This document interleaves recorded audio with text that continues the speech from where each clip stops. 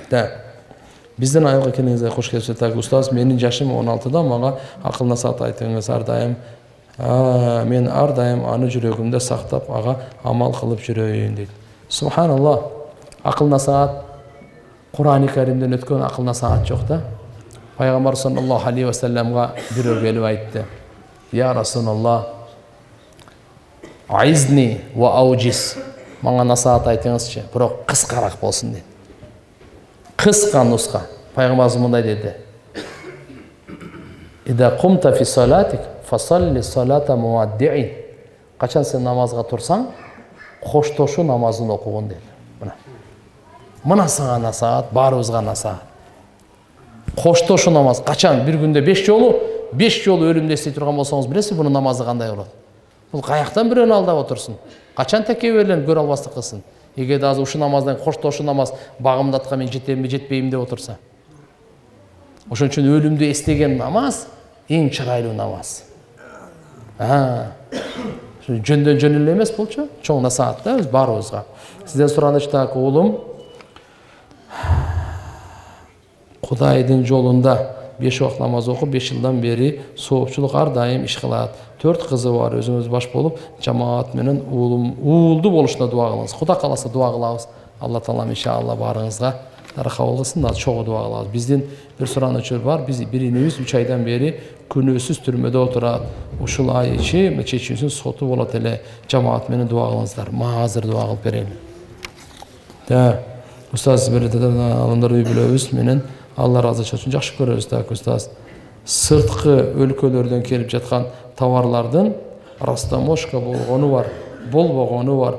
Растаможка болбогон жер жемиш кийим кечелер бизге канчалык теңгелде халал.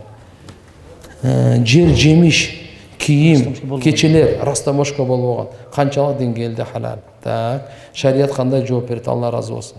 Мынага жооп берейин туган. Биз мамлекетпиз. Мамлекеттин мыйзамын сыйлоо шарияттын талабы.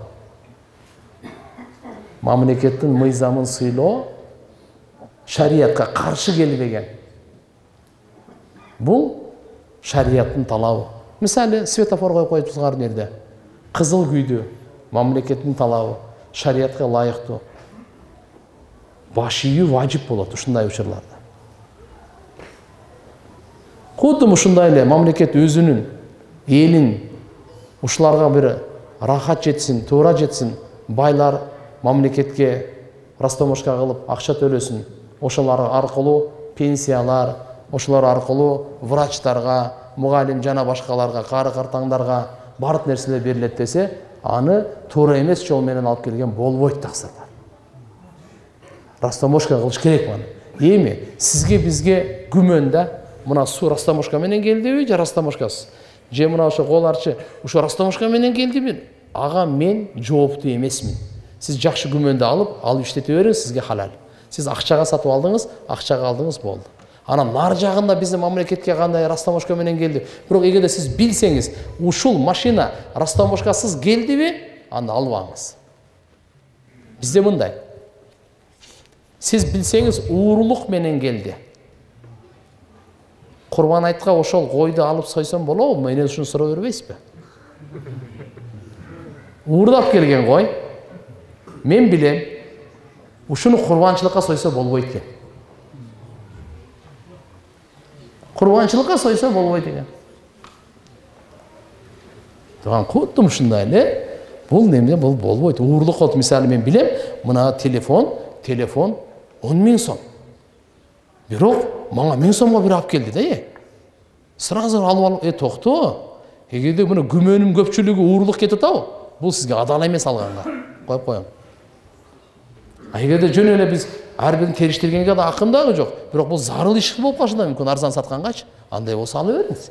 Бирок уурулук экенин билсеңиз, же билбесеңиз да күмөнүңүздүн көпчүлүгү 51% болсо, анда албайсыз. Ошондой эле азыркы сиздин растаможка болбогон товар, же болбосо жер жемиш, сиз биле турган болсоңуз ошол жолду, бул растаможкасыз кирип атат Кыргызстанга, төлөмөйт. Анда албай эле коюңуз. Хорошо?